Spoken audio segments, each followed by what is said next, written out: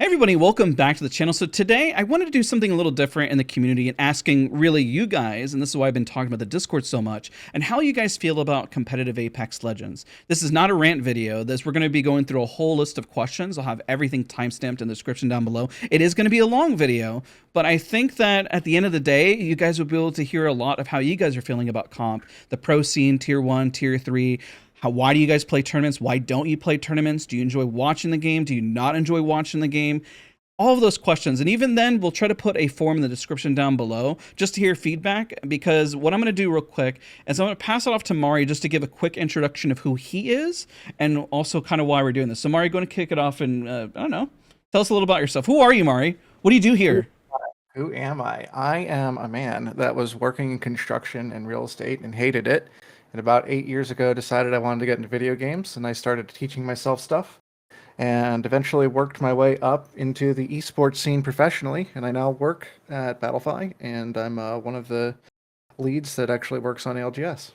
There you go. And so that's kind of why we're doing this. Now you get to hear, like, we're funneling up information about how we feel about ALGS and competitive Apex. So I have everyone here. You've already seen the overlay. I got quite a few people here. We got Bella number 2. We got Cobra. We got Crohnie, we got Nyx, who's listed as a vampire, Meaty Donut, Ninjacat, Shell, Solara, Steez, Urban, and Xander. Now, they're not forced to talk, and I'm not going to put anyone on a hot seat, so these are just open questions. So the first question we have written down is, do you enjoy watching competitive Apex Legends? And don't be shy. Listen, if you don't enjoy watching it, I mean, you don't have to butter me up. I'm just here to listen and just hear you guys out. So talk to me. Tell me. Who wants to talk first? I'm genuinely curious. You guys even enjoy watching competitive Apex? I got a hot take. Uh-oh. All right, well, let's start off hot. Go for it. Yeah, hit us. Unironically, despite competing, ALGS is the most boring esport I've ever watched. Oh, wow. There's, first of all, it is a battle royale, and that's a given. There's 20 teams to follow, but the lack of any player controls and control of the camera makes it the worst viewing experience I've had on an esport. Like, coming from my first esport title I've followed being Dota 2, where you literally had an in-game viewing client where you can control the camera and you could listen in on teams where you wanted to, player teams. You could have player POVs, including their cursor movements. And the Dota 2, like, esports viewing experience is great. It's all in-game, or on Twitch, or on YouTube. You could stare at Rashawn Pitt the entire time if you wanted to. Versus Apex, you're stuck with random Twitch POVs. If the players are streaming, you can only hear some teams' comms. It glitches in and out all the time. And then you're just stuck with the main broadcast otherwise. There's no control of, hey, I really want to see how they approach this one building. Or, maybe I really want to see this harvester fight coming up and I want to be able to see it from any angle I want. That's just not an option on Apex. So, okay, so that's two questions there. It's hard.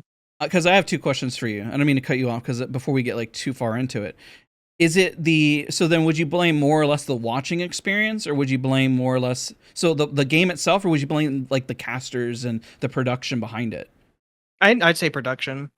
So the lack of control with so many elements. I don't mean to put this person on the hot seat, but I love watching him personally. So then how do you feel about somebody who kind of takes the reign like Nicewigg? Do you find that entertaining to watch? I mean, Nicewigg's usually who I watch when I watch ALGS at all. Anybody else here? Shout out to Yeah? I almost exclusively watch Wig because main broadcast, like, I hate it.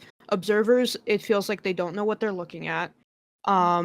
We're watching early rotates when there's a contest going on, or like one contest that's kind of stalling out and another one's going on that's actively like fighting, and there's just nothing. Or like, and casters, they're talking about shield bats and what they do instead of game states and rotates and so what I'm hearing is that the game can be entertaining as long as that it's pitched or produced the right way. The game itself, just raw gameplay, that alone as a visual experience is amazing. I got into this game watching one of the winter circuits. Like that is what drew me in. But the broadcast, production, etc., that ruins it.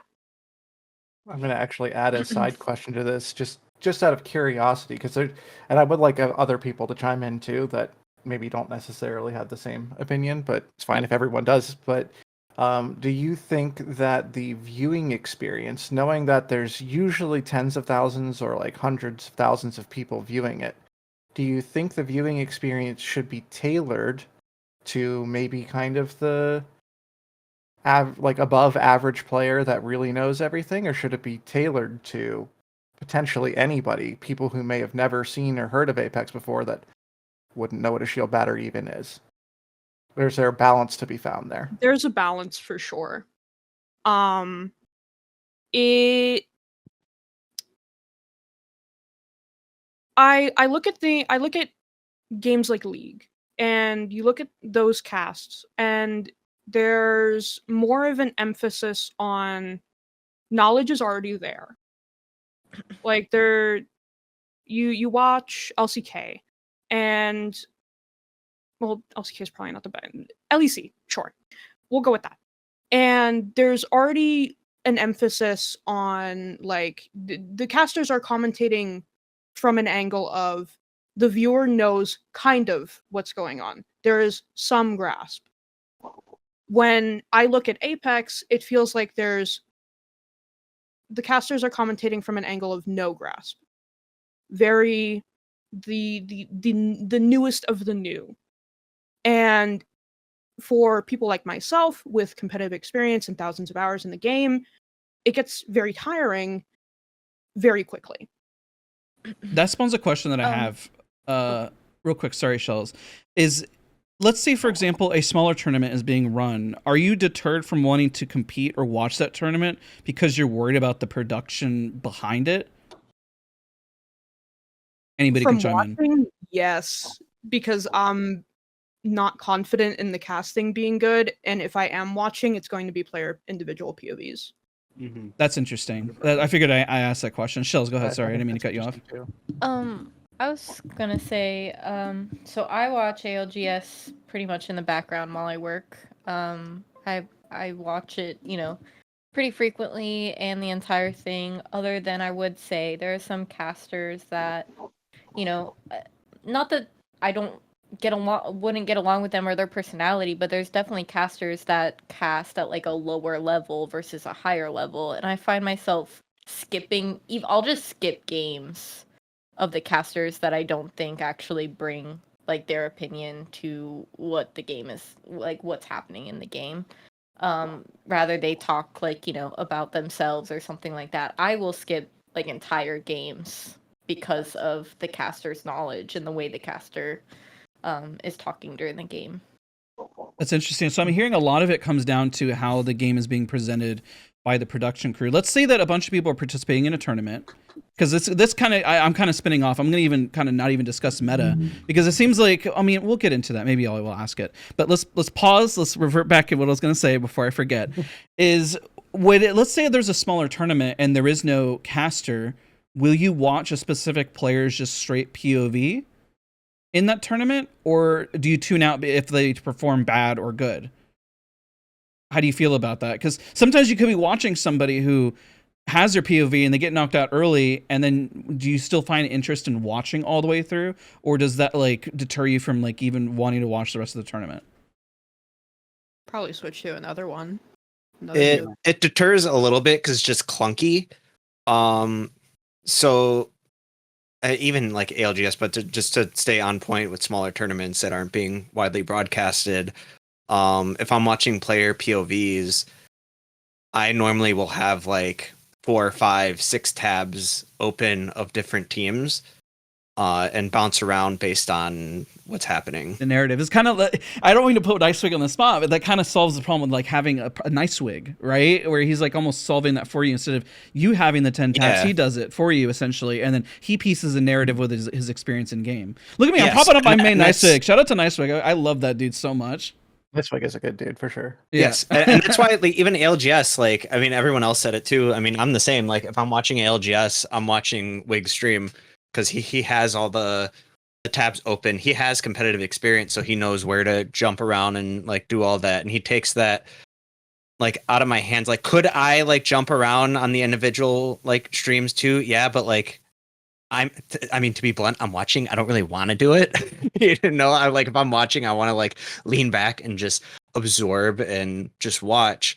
But like even with Nicewigg's, like with his immense like knowledge of the game and all that, I mean, he's a one-man crew, you know? Like there's only so much that he can jump around. He misses things too all the time. And he says it himself like on a stream. He's self-aware of it. He's like, I'm one dude trying to jump around 20 teams. Like I'm gonna miss things. It's hard, man. Um, I know that from experience when I yeah. used to do casting. It's just like I would remind the audience, like, guys, there's about to be 4 fights that break out. We'll see which one we're able to get. Like that's just And the that's reality. what makes the ALGS main broadcasts like for me so frustrating because I know there's multiple people behind it and it still doesn't feel as good as like Wig doing it, and that's where it does feel like there is a lack of almost understanding of what's happening and where like priorities need to go to, like what's shown on the main broadcast. And then like again with the broadcast sharing like information, I mean Wig is obviously, like I said, former player, really good at explaining things. So if you don't follow a doesn't- narrative with a tournament, what happens with smaller tournaments? Is it better to have a 1-day tournament or like 3 or 4 days? Because like if there's 3 or 4 days and you're not following a narrative, is like how do you even follow it? Like genuine question. Like I'm asking because I'm actually curious how people follow those. I mean, I struggle personally, so I'm asking you guys the question. Go ahead, Xander. For me personally, I like struggle to keep up with all of the days of ALGS even. So I tend to watch, if I have a team or two that I really like, I might watch their brackets, and then I'll watch the final day or so, just because I struggle to devote 7 hours, 11 hours a day to watching Apex for that much.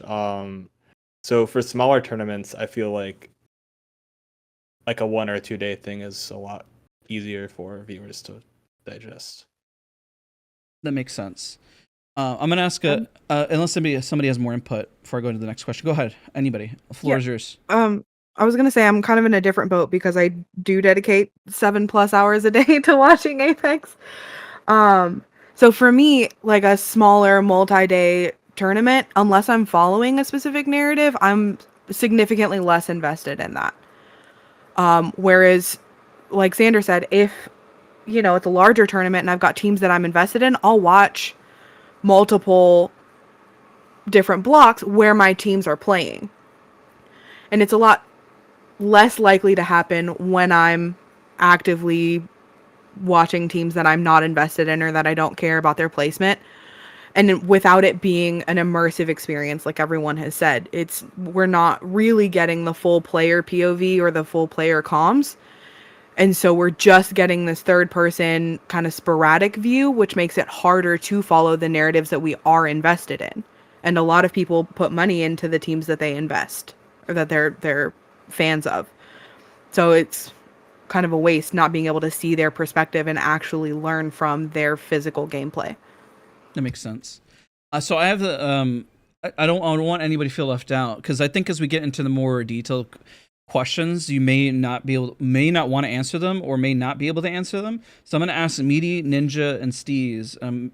Apologies if anybody else hasn't spoken, but or Cobra. I don't know if you've spoken yet. That how do you feel just kind of creating this as a baseline conversation on anything you've heard so far?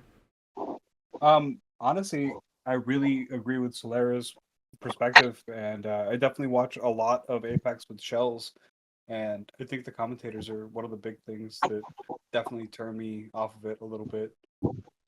But yeah, I think that she pretty much encapsulated most of my feelings really well. Meaty, I saw you on mute, Mike. Me, I try to keep up with the competitive Apex when ALGs is going on, but it's kind of hard because of work or family. So more while I'll be like on my way to work, I'll watch videos.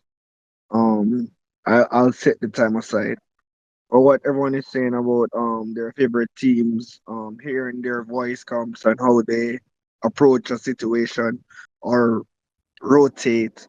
That would be more beneficial if that can be implemented some way or form in the ALGS. Because it gives a broader perspective on how one can play the game, not just like linear to the point where it's um how can I put it, like boring, so to speak. That makes sense. Well, You said something that was interesting, and I want to ask this question.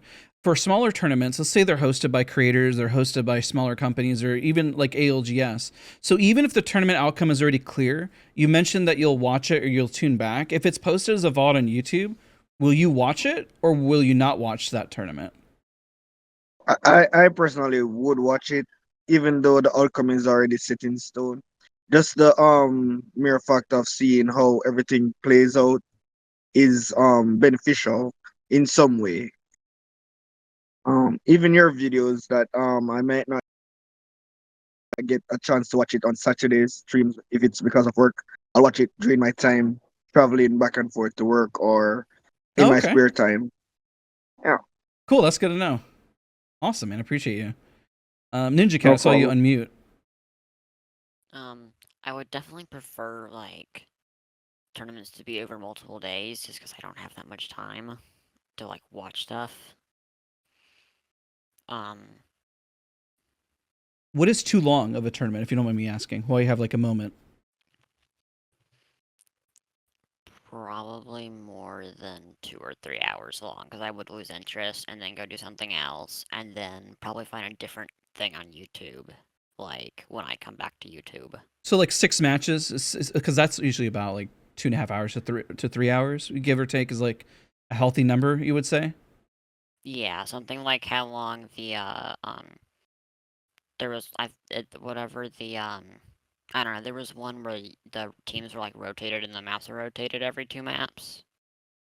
Oh that yes, y- yes, that you did with I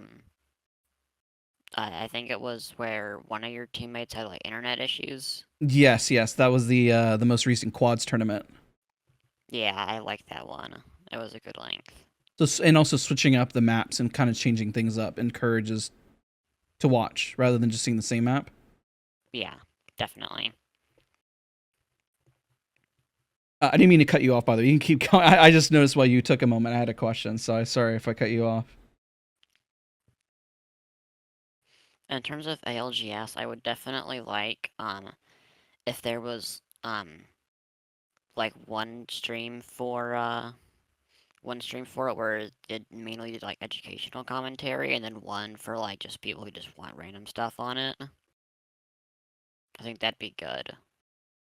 So 2 different styles and approaches to a tournament, essentially. Yeah, basically. That makes sense. I think that's a huge point for commentary. There is teaching up the viewers. I know, I think it was Mari touched on it a little bit. Like, you have 100,000 people watching. Do you like cater like to very basics, or do you go in assuming some sort of knowledge? A thing that just clicked in my head, just to kind of reference it to another aspect that a lot of people would be familiar with. Like, I mean, NFL football is watched by like millions upon millions of people, but when a color commentator like breaks down a play, they kind of assume a baseline knowledge from the viewer a little bit, but they do word it in a way that makes it like easy to understand, even if you have limited knowledge. And I think that's something that like a lot of Apex like broadcasts just kind of miss. They'll say like, yeah, TSM is rotating from this POI to this POI, but it's like lacking of why are they doing that? Why are teams going into places that they're going? And it's kind of left to like us, the viewers, to like just kind of figure that out. I think there's a huge market for that casters can kind of reach out to with that like educational thing. I mean, as you make educational content, how many people watch it because they just want to know what's going on in the game, right? Like if casters could just capture that from the audience better, I feel like that would do so much for just the quality of the broadcast. That makes sense. Cobra, I don't want you to feel left out because I think you're the only one. And I knew you had said like, oh, I don't have an input, but I mean, listen, everyone who's watching this video and everything, I mean, your input matters because if there's nobody watching the esport, then there is no sport. If like nobody watches Yeah. basketball, there's no basketball. So it's important to hear your feedback. So you don't have to talk, but if you would like, it would be awesome. Let's see. Honestly, I kind of look at the ALGS stuff more like, I guess, like watching any other sport, because I don't really have a specific team I'm looking for. I'm just like enjoying the match in general, just like watching it passively, just like seeing how things turn out. I get hyped whenever I see like big moments happen, like huge knocks or like huge fights happen, and then seeing people get out unscathed, or like just either the third party comes in and just wrecks everyone. I don't know. I just, for me, I don't mind too much about like just passively watching it, but I can understand some people's perspective on like, hey, this is really boring, and I'm just here like watching it as if I'm just watching either football in the background or like even just like, I don't know, even like baseball, because I just want to see people just play the game. I don't know. That makes sense. It's funny you say that because I'm actually in the same boat as you are with that. I treat it as if I'm just watching sports in general. I don't have a favorite team really. I personally don't. So I'm with you on that. So before I get into participating and what drives you for anybody who either one, why you don't compete, and the answer could be simple of like, I just don't want to be at that level. Before we segue to that, I want to ask this question. I'm going to kind of rephrase it a little bit. Have you ever stopped watching anything competitive or any tournament because the meta turns you away from it? No. For me as well, no. Anybody ever been turned away because you're like, I hate that meta, it's disgusting, I don't want to watch? Not in Apex, but in other games. I mean, a little bit. Maybe like I thought the bang smoke meta was really just Yeah, lackluster. it's It like- was boring. I'm like, something else, please. Yeah, I resonate with that a little bit. Like I still watched it, but it was like, I definitely it wasn't as enjoyable, you know. Yeah, I definitely had Like less. what, like Seer like, meta, watching teams just run up on a building, chuck Seer ult, and then send it was like, ugh. Like, See, I want Yeah, a little bit of diversity. Seeing I half would a dozen definitely cat ults in prefer finals zone. some diversity in gameplay. Like if a small tournament banned like a certain meta, would that be interesting, or is that a turn off because it's not playing like the main game? Well, I you would get the love main. that. You like It's it? not realistic. I would love that. I would watch that. I Like the liked rotating one? in the pop tournament. I feel stupid right now because I can't think of the Mexican soda pop. Oh, Doritos. Oh, the Where we Doritos, were yeah, banning the tournaments? Doritos tournament where you banned legend every round. That was interesting. Bluntly, Macros inspired that idea, so I'll give credit where credit's due. I honestly think competitive should have like a legend band, It's good to know for like Similar small how- like tournaments. some sort of like. Just in general, there should be like a draft phase. I feel where you can see every team's draft, even though like there's no like a ban phase, but just like seeing people like round one for let's say like Seer, like all of a sudden like people are going to be locking in Mirage to like flood their info. So now you have to like think about what order you're picking your characters in. Interesting, yeah. That would be interesting. And maybe like a vote, you can ban 2 characters, and whoever gets the most votes in the lobby gets it.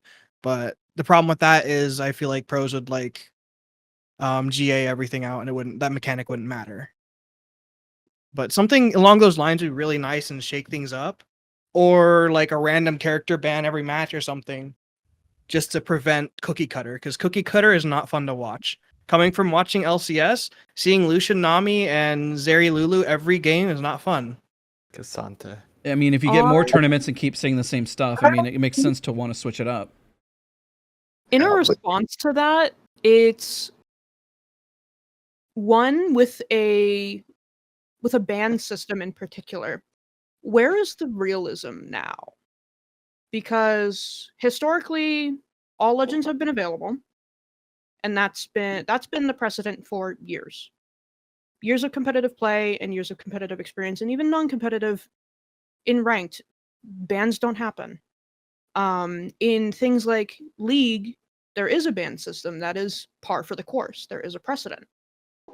That isn't here. So at that point, I raise the question, where does that leave the viewer? Because they're like, why is this happening? What? That's weird. What? That's not happening in my games. That Would that be up to loses production? to tell that story? Sure, but I kind of look at it more from the like casual to comp jump. More like player end of like, huh? Anything's really possible because look, now people's landing spots are predetermined in comp. Yeah, I was about to mention that. So it's like, kind of already changing, but that's a really interesting one because that will kind of drive to the next question on how to get casuals or anybody interested in competing and why they compete or don't want to compete. So I'll kind of segue that a little bit because I think it's important. I know some people here, I know the answer for you, but do you ever want to compete? Is there a drive to ever want to just throw your hat in there? Anybody? Maybe like a local tournament. That's about it. Why only local? Why stop there? Like, what if I you don't what do you know. have the shot? Why not? Because I know my skill level isn't even close to what it would be, or even like subpar to that, you know? If there was a tournament every single week and you just had the shot just to do it for fun, would you do it? Maybe. I'd probably do it if I had the time, yeah. My favorite thing in Apex that I've done ever was your coaching series like a year and a half ago. Yeah. With the smaller tournament. Yeah. We felt like we were playing seriously against a whole lobby of people playing seriously. That was really fun, I won't lie. I had a blast in that.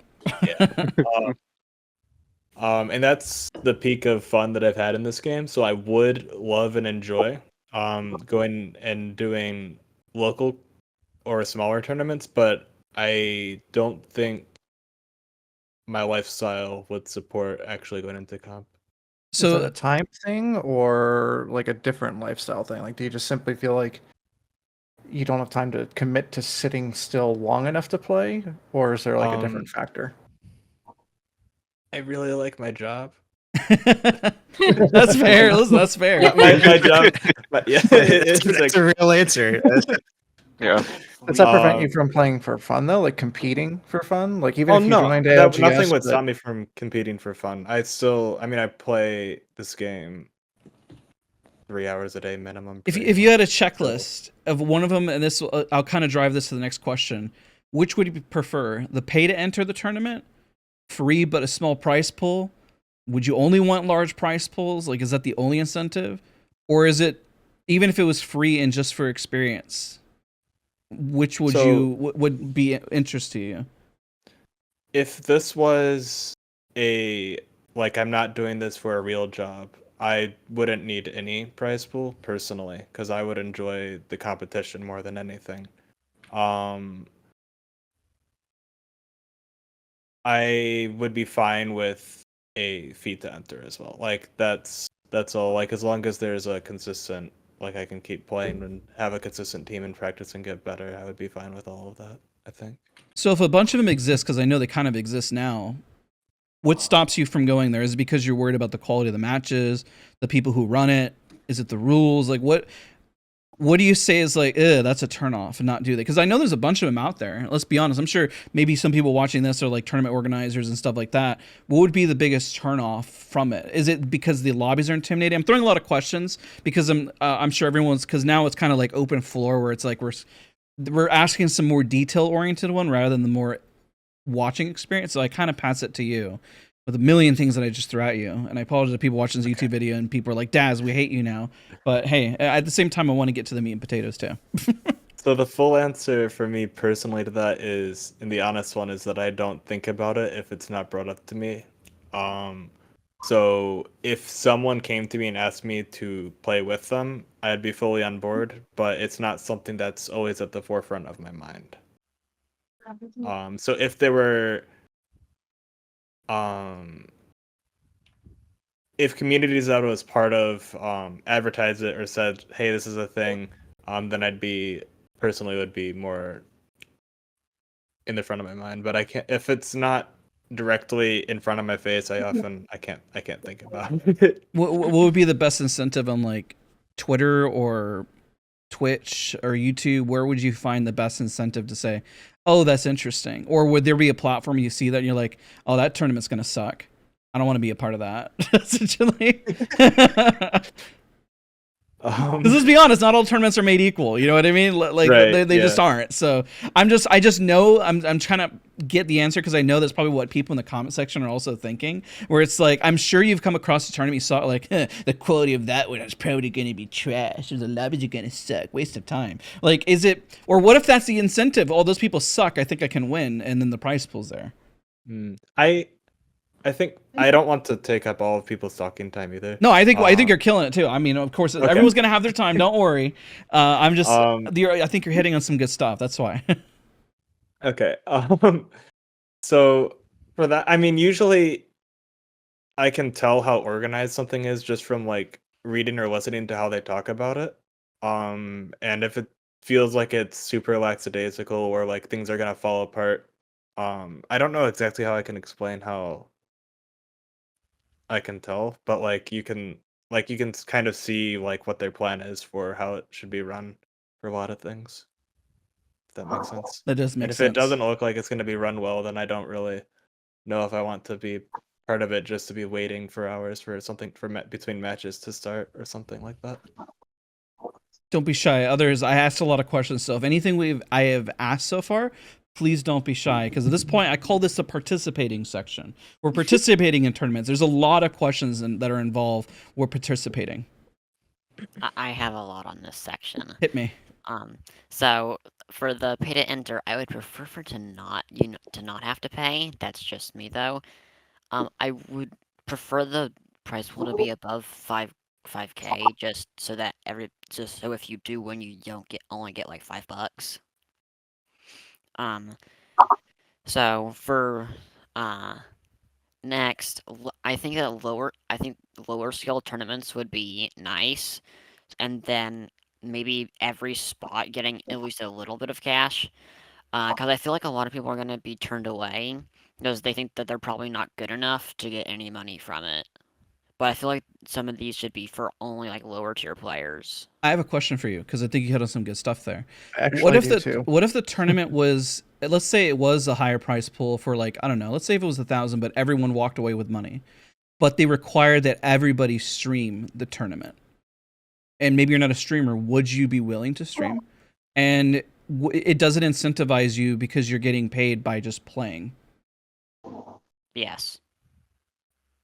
Interesting. No, I don't think I've seen many people do that. I've only seen like Twitch does that, where they pay everyone to be a part. You know, I've kind of seen that and some other ones, but it's not always the case. But it would be interesting to see, like, even if you get last place, you get like $10, $15 or something. I don't know. At least it's something. But I'm sure tournament organizers are looking for eyeballs on a tournament where because some people who compete don't stream, but if the ask was there to stream, would that be an incentive? You know. My piece on that is, you mentioned you would prefer not to pay, although you did prefer a larger prize pool. Is there a threshold, and this is for everybody, as you're thinking about that, like whether or not it should be free or pay to enter? Is there like a cutoff? Like what's too much?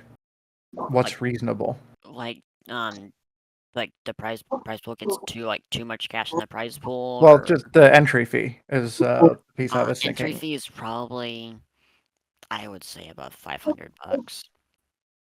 You would pay 500 to join a tournament, or think that's the cutoff? I feel like that's the cutoff for me. I think the cutoff for myself would be like $50, honestly. Yeah, unless the prize pool is like significantly huge. larger than Actually, the yeah, pool. Wait, you Then would I- actually I- pay. I just want to make sure I understand it right. You would pay $500. No, 50. Oh well, Ninjacat. I thought I heard $500 to join a if tournament. it was a huge prize pool, then yes, but Okay, that's fair. So Let's it's got a scale. So okay, the prize okay. pool has the scale with the what's entry the fee. limit on the prize pool we're going here? I guess if it was 500, then it would have to be boosted up to like almost like massive amounts of money at that point, you know, right? We're talking Yeah, at I least mean, like 50 to like 80, 100K or something, you know. We're got to talk like big price pools at that point. Yeah, that's probably like your org's paying to get you in at that price point. Yeah. But I get what you're That's saying, because pretty I've seen some uncommon. local tournaments, and I've seen one locally where they charge people 150, but the prize pool ended up being like 40K. So I can see that makes sense. You know, I'm sure for a lot of people they're not used to that. That's why I wanted to make sure to add some clarity to that. Yeah, I was curious about that too, because like some people won't even. They'll say like $5 is their limit, you know. So And I'm in that minority there. I'm in where I wouldn't pay more than $5 myself. I think the price of like a night of bowling is like the sweet spot. How much does bowling cost? How much does a day like a 1 day experience cost? That's kind of what I'd That's reasonably expect someone to want to pay to do a tournament. I do like Not the a idea of taking your Disney. team out on a date for Apex there. A lot of tournament leagues that I have been a part of. I know Gabe Alac was like $60, right? When we Something did like it, that, it was yeah. like 20 per. It was 20 per person. I don't think I'd go beyond like 30 per. So like probably 90 cap. Just because anything beyond that, it's like kind of obscene. It really depends what I'm getting out of it. Like, Yeah. I mean, like we said, if the prize pool is like $100,000, like, yeah, like take my money. You know, like I'll throw my hat in the ring. But like it doesn't even necessarily need to be a prize pool. I mean, Nita brought up ALAC, which isn't around and has been around for a couple of years now at this point. But that was like an amateur series. What was that? That was like 5-6 weeks long or something like that. Like every That was, weekend. like, It was like an months. ALGS format. Yeah. But it was only for like amateur teams. Like you couldn't be in pro league and be in that. And like that, like, yeah, like the prize pool doesn't need to be as much for me to pay a little more because this is setting. I mean, it's basically setting me up for the next like 6 I now have a weeks of something question. to do every weekend. Let's say, for example, they do have a higher ask. I'm going to assume, and I hate to assume things, but the reputation of the company putting it on and their production behind it, probably the expectation would go up, right? Yes. Yes. Yeah, 100%. Like I'm expecting this to be run well. And also, they do not have a history of paying out in a timely manner. I'm not going into that. Is there? Don't name any things specifically because I don't want to go into like. Listen, what has a tournament organizer besides paying late? I have seen some of those on social media already. What have they done that deters you from wanting to participate in a third-party tournament, or even let's say? I guess we could put ALGS on the line. Why not? That's the only one I'll put on the line because ALGS is like the mainstream one, obviously, because that's for feedback. But in general, what would you say is like, I don't want to ever compete again, or I don't want to go through the third party again, or I'm going to avoid this production crew or whatever. Don't list names, but Weird rules. Weird rules is number one. so you read When the I look rules. into a So tournament, do people actually read the rules then? Like, I mean, not enough. A lot of people don't, not enough. But a surprising amount of people do. And that's where a lot of like complaints and support channels come up, and it's like, why can't we push before ring one? Like, why can't we third party people? Why can't we fight? That's weird.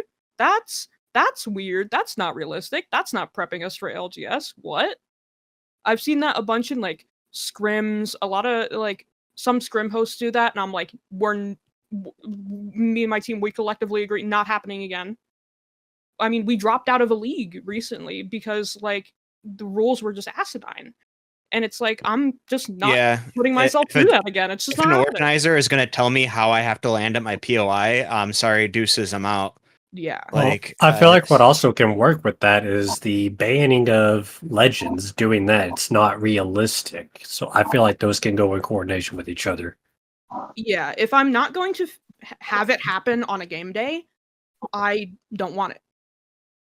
If it's rules or restrictions or regulations outside of what would happen in an ALGS game day, it's not realistic to my gameplay, and therefore I do not want to experience it.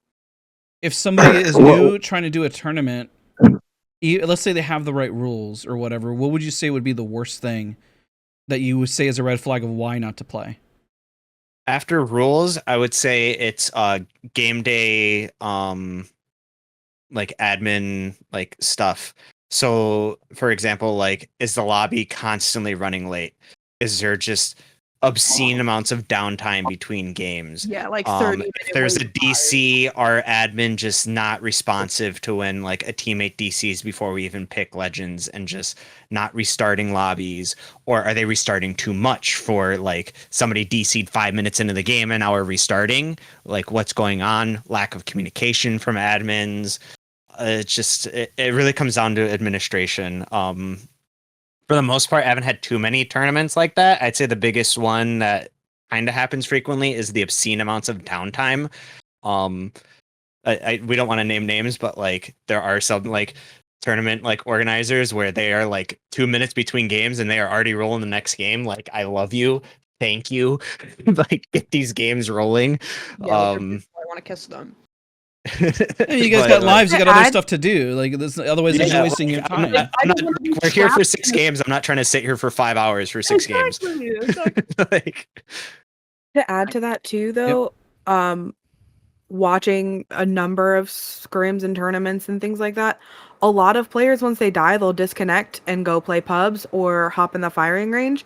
And so it takes them a little bit to get back in, especially if there's a delay in like a mainstream, because they're not watching it in live time. And so they're missing out on that information of, oh, hey, the lobby's ending or ended and I need to get back in. And so that holds up a lot too. So I don't know how realistic this is, but I think that limiting that would help a lot with rolling from one game to the next. To be fair, a lot of people like have a teammate like stay in and let them know when game's ending or something. So maybe let's ask a harder question. What has other competitors ever deterred anybody from either watching or participating in a tournament?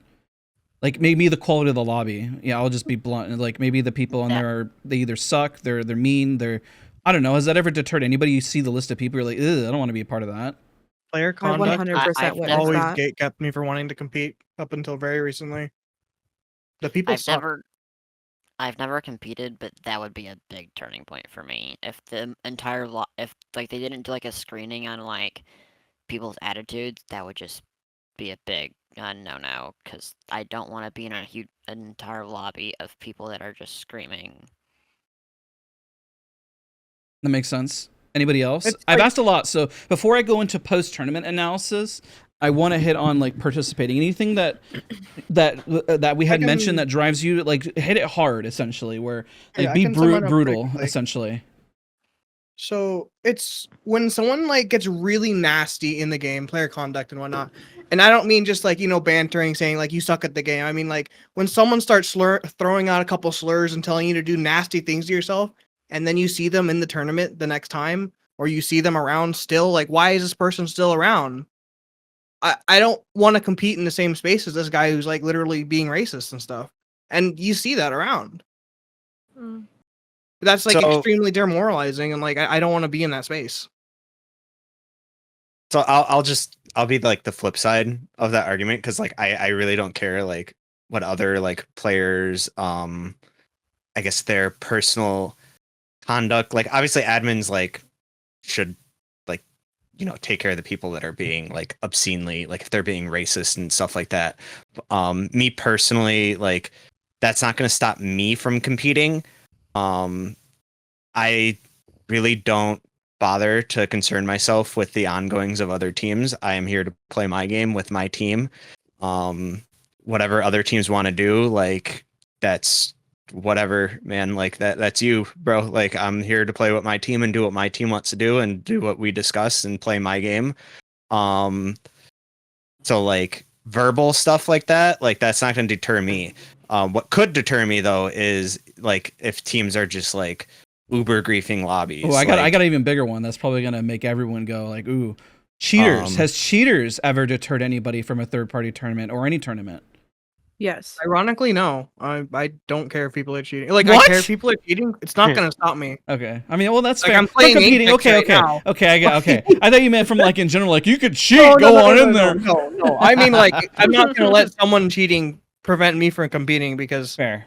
maybe they'll get caught. I'm clean. That's all I care about. Because I mean, I've seen in ALGS, I've seen people who get caught for cheating, and like, does that, like, for example, for anybody in here, have you been like, I'm not gonna play because there's cheaters in a game? Well, I've also going off of a little bit of what Ninjacat said earlier about like some kind of screening process, doing something of that sort. Determine it can be hard and it's time consuming to determine if someone's a cheater. I mean, you go to report a cheater online and you don't see them banned immediately. People get pissed. People go on Twitter and cry. But I digress. I mean, Some kind of a lot of cheater detection in the comm is like word of mouth. Yes. People get called out on Twitter. People are like in people's chats on Twitch saying, "Oh, so and so's cheating, so and so's walling, like this guy sucks." There's not a lot of like official there's not a lot of people straight up excommunicating people from the community. Like there's a lot of like this guy gets called out for walling, but nothing actually happens. They don't get like banned from the scrim host or the tournament provider. They're like playing in and it's just like, you know, it impression farms, a bunch of people see it, but or maybe like the team they're on drops them. Yippee wahoo, there's gonna be some idiot who's not on Twitter who's gonna be like, "Oh, this guy's LFT, yeah, we should LF1, bro." And the guy's walling. And then it happens again. It's a cycle. Out of curiosity, do you think the general community is actually good at accurately detecting cheating with a reasonable percentage No. of I success? No. Yeah, I think that's a double-edged sword because most people would like jump to the conclusion that someone is cheating if they're good at the game and they're bad, but they don't want to take accountability to say, I need to improve or I need to like get to the shooting range or do some training. They expect the game to be as simple as how they see the pros play it or one of their favorite streamers play it. They expect it to be the same. When in reality, like it diminishes the hard work that they put into like their many hours that they have in the game per se. So it's like a double-edged sword for someone like to just like get beamed and automatically says, you know, this person is cheating and I should report them. I feel like lag too takes, you know, a little bit of an issue there when the server is bad or the lag's bad. It may look like someone's cheating. Oh, here's a good one, Shells. I ask you if you're talking about server lag. Has that ever made you not want to compete because of servers lagging? That's made me not want to play the game. Fair. I'm just like, oh well, I guess I'll try this again in like 40 minutes. I guess. So if you're not willing to even play the game, then 100% like your drive to even compete is just non-existent. Yeah, 100%. I agree. Can I go back to like just a previous thing we were talking about? Of course, hit it. I personally have never really competed. I played in that one tournament where we were rotating teams. That was yours, Daz. Mm-hmm. So I don't compete mostly because like my confidence level of being like good, bad, you know. But I would say that was one that I felt confident that, you know, the people we were going to be playing with are people that watch Daz, and I feel like, you know, like watches like. You're not going to have someone that's screaming because, you know, they watch you and they're generally trying to learn. So I felt confident that the people I was going to be playing with were going to be, you know, good. I also felt like the commentator, which was you, like wasn't going to call me out in a rude way. It was going to be in a productive, like, this is what you could have learned. You know, when I watched the game back, you know, there was no, wow, that person sucks, you know. I got one of those. And so I feel like Cobra. well, Cobra can take it. He's been here a long time. But That's why we love him. I think that takes like a huge consideration is like the person that's putting it on, is that person going to attract people that are like nice and not going to yell at you for, you know, messing up or something. And I think after I left that, I was like, oh, maybe, you know, I could like play a little bit more seriously. So the casters really do influence like a lot there. And you know, I'm gonna put myself in the hot seat. Cobra, did I deter you from competing because I memed on you? No, no. Hey, no, be I was honest. honestly Be holding honest. down. I was just like holding down a button for the stuff, trying to get a res off. Instead, it's the same button for doing a finisher, so True. it looked bad. I thought you were trying to flex. I remember I was like, Cobra, Nope. what are you Nope. doing? Nope. Stop flexing on everybody. I remember. I do remember that. Punching bag. We use them to keep our mentals in line. I think you were on Newcastle, weren't you? Yeah, I was. Woo, I got a good memory. Let's go. I do my best to remember whatever all you guys do and say. They make it seem like creators don't know what goes on in their comment sections or videos. No, listen, it's not true. We unfortunately remember everything, for better or for worse. Oh, that was just a low point. Don't worry. Opening floor to everybody. I know we've covered a lot here. I'm gonna get to post have tournament a few more analysis. words about the conduct thing because I got cut off, which is fine. It's just I had a lot to say. Yeah, go for it. The reason why like the people and like the interactions they have in the space bothers me is because why would I want to team with someone who is trying out somebody who is like openly doing these nasty things? Like if that's acceptable, then why do I want to be there? Like why would I want to compete in a space where it's acceptable to say and do things like that? And that's what's always bugged me and why I've always been super slow with looking for teams. That makes sense. I will be honest. That is actually, Maria, I don't know if you even know this. That is actually one reason why I stopped competing.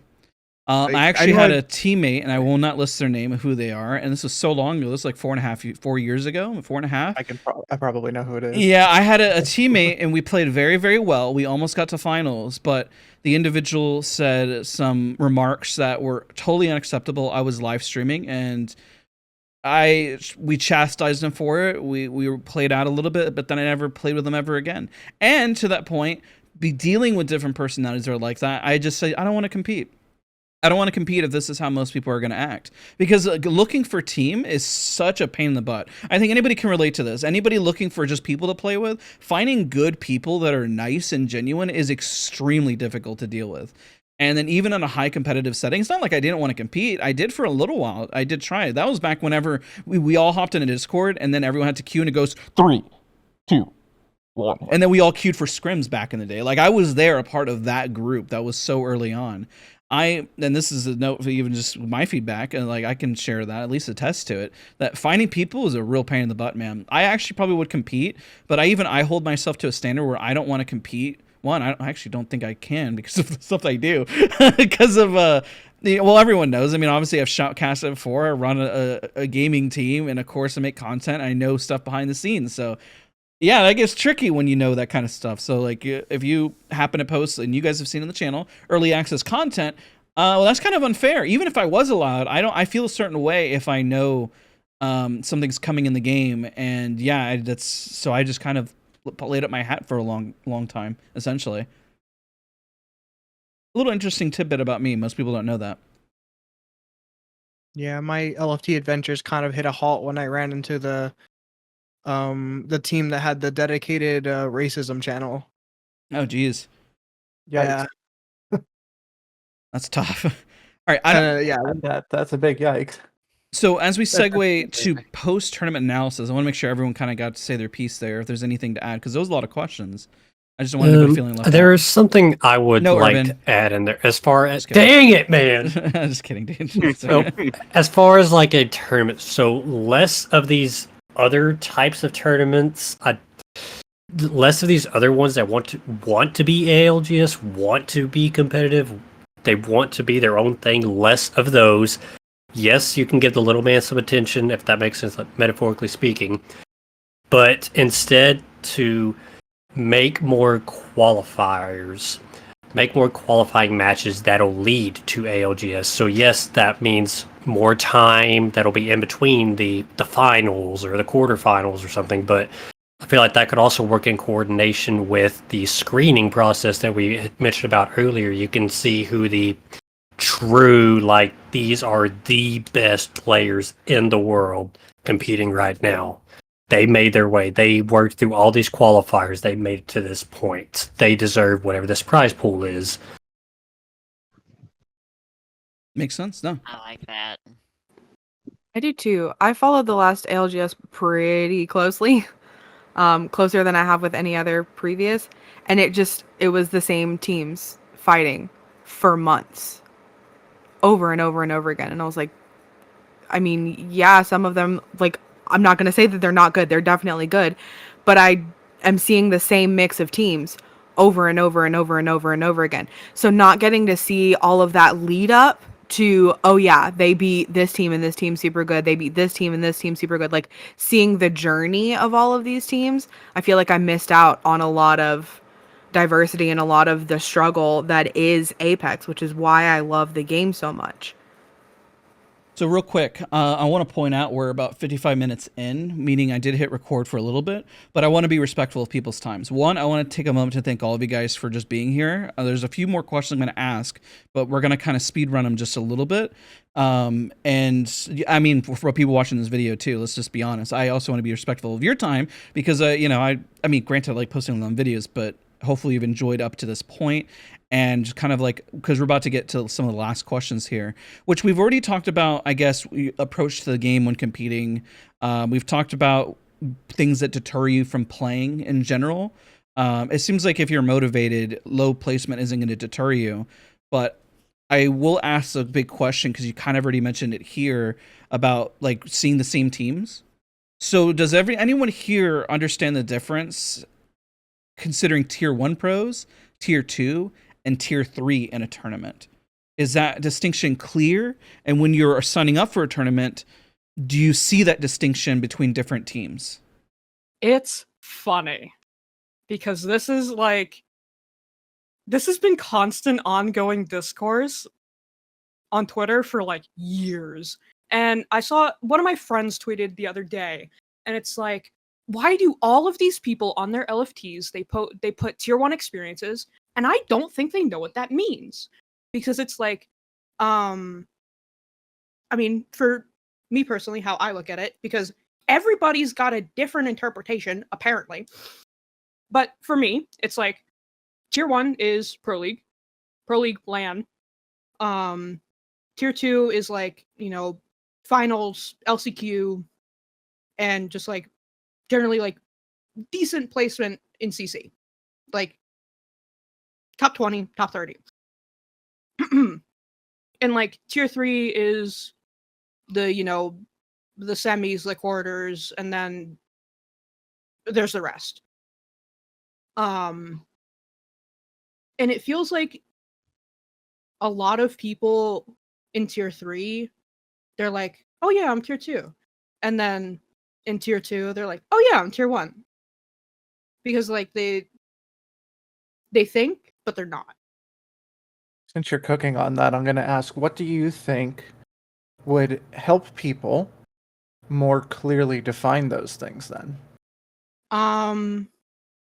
Probably an official distinction, like an actual like document like pointing that out, or an announcement of like just defining those terms.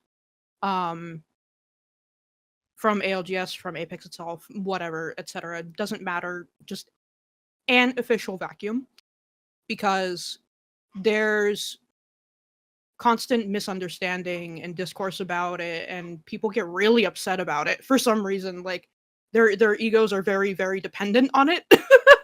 And it's like, oh no, that's not no. Yeah, if I chime in. I agree. It's an ego problem. A lot of people like they need an ego check. Like they just. I mean, there is kind of distinctions. Like Liquipedia will rank the tiers of like tournaments and say like this was like an S tier, like LAN is S tier, like the ALGS like regular season is A tier, and like they tier all these tournaments. But people just have these egos and think they're like better than they actually are. So they like twist the tiers in their mind so they fit a higher one than they probably actually are. You mind if I chime in real quick? Mm-hmm. Do something like what football does for their tiers of, or even like any college levels, you know? Because they have D1, D2, D3, and a D4 school. That's what I think of it as when you're saying tiers. Do you think there's enough people to split them up that far? If there's only like 3 tiers, maybe. To work a little bit with your football thing, how I would say I would view that would be like a second string quarterback or a second string person would be a tier 2, tier 3 would be third string. If that's, I don't know if we're thinking on the same path though. That's my thinking and my understanding of what a tier 1, 2, and 3 would be. The tiers are like, it's important to be self-aware of where you kind of are in tiers, but I think like an official-ish ruling of what defines tier 1, tier 2, tier 3 can be dangerous in that it can make the scene even more gatekept than it already kind of is. Yeah, that is that, but also the gatekeeping is going to happen regardless. Like we see it happen all the time. Scrims, like there are some scrims where it's like you have to be finals, you have to be semis, you have to be pro league, you have to be LCQ, like whatever. It's already happening. The more would just be like it's already happening. Why not? And like having, I guess it. It would. I just feel like it would make it more clicky than it already is. I don't think that can happen. Honestly, I think it's already pretty bad. Does that stop you guys from already playing in clicky. tournaments? Because has anybody? I mean, I know I've experienced, but like I'm asking you guys. I mean, Has personally, that? when I was getting into women's comp, like it was like kind of hard initially because it's like everybody's kind of got their people, and like breaking into teams, LFTing, like that whole process, LF1ing, miserable experience. Do not recommend it at all. But it's like getting, I mean, broaching into any community that is already pre-established is so difficult, and you're going to have those people that are going to be like, no, you can't, no, we don't want you. But that's going to happen anywhere with anything. It happens in real life with jobs, school, like it happens everywhere. It's just the human condition, apparently. Breaking into it is hard, but I mean, like, you get there at some point. You're bound to find like-minded people who want to improve, who want to do the same things you do, who are willing to break into the scene, or you find people who are willing to take a chance on you. I mean, it's just taking the gamble. I feel It's the entirety it's of tough. Yeah, the entirety of esports really is just gamble after gamble. It's a chance for a chance, and I feel like a lot of people like they get that. Yeah, I it's just tough love to that. break in. Breaking in is the hardest part. If you have no experience trying to get in, it is so hard to get anybody to even think about like even sneezing on you. Like it's so hard to get any eyes on you, and breaking in, it is a little bit of like you just kind of have to bang your head against this wall over and over again until you like finally like just have a pop off moment like on your own, and then like you'll get some eyes, and then it's like repeating that cycle over and over. Yeah, or it's like I mean, you work the connections. Like, you have pretty little numbers on your Twitter account, and you're going to get more eyes on you. But, I mean, if you have less, if you're just getting into it, if you're just getting into the community at large, like, it's going to be a lot harder. I've had a lot more luck than a lot of other people just because of I have silly little numbers on my Twitter account. And a lot of people don't have that. Now, any closing thoughts from anybody as we kind of wrap up? Just because I want to be respectful of everyone's time. I want to thank you guys all so much for chiming in. For anybody who said anything, and even if you did want to say something, didn't, just know that I appreciate the fact that you guys hopped in. I'm sure this will help Mari a lot. I'm sure it'll help other tournament organizers a lot. I'm sure it'll help anybody, honestly, watching this video. Maybe you will relate to a lot of stuff that you're hearing, but hopefully it kind of...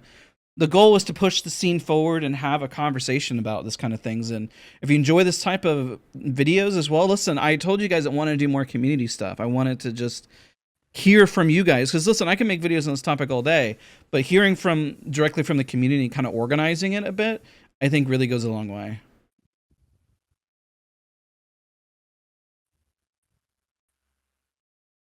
It'd be really cool if you and Mari did casting again. That was sweet. I missed that. That was my favorite. I know I haven't casted in quite some time. I mean, it would be fun. I don't know. Yeah, why not? We could do something at some point, probably. We'll talk about it. Yeah. Dads are gonna cast again. That would be crazy. Yeah, it's been quite some time, but you know, I've got my hand back in there with like the Doritos tournament with Dre and stuff here and there, little things. All right. Well, if nobody's got closing thoughts, you can interrupt me right now. Last chance, final chance. 5, 4. Just closing thoughts, just on the competitive scene as a whole. Sure. I mean, I don't know if this is just me like wishing like Golden rant. Maybe somebody will relate to it at the very end here. Just hit it, and that'll be the closing thought. I miss when ranked felt like the pipeline into fucking competitive play. Sorry for the cuss, but like I miss that so much. When like your number one pred, it almost seemed like season after season was then pipelining almost immediately into like pro league because like it actually mattered.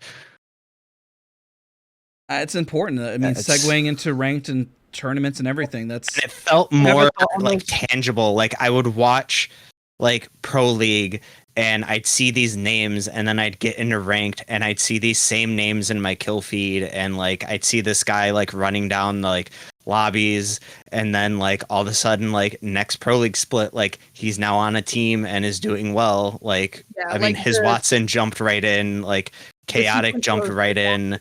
Chaotic, like Enemy was a former number one pred. Like all these guys that used to like grind for pred, and then like it made this pipeline feel so tangible and reachable, and like it made it so much. I felt more involved in it because like I'm in those lobbies. Like but now it's like it's just that hasn't been a thing for us like a couple seasons now. It's fair. We'll close out on those thoughts. You know, rank being important to segue to competitive.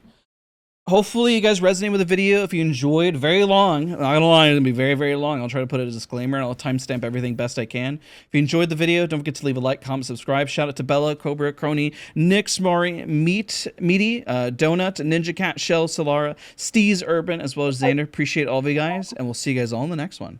Bye, everybody.